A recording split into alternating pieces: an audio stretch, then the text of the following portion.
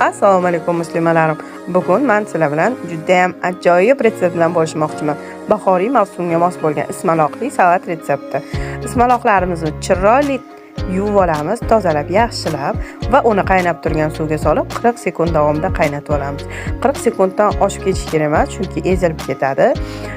Yaxshilab yuvib, siqib olganimizdan keyin uni xuddi shu tarzda bo'lib olamiz.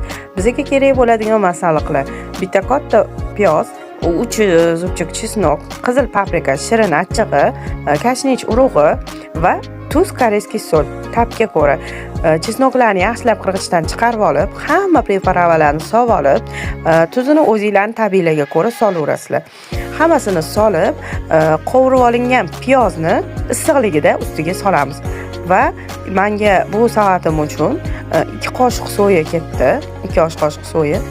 Yaxshilab aralashtirib olamiz.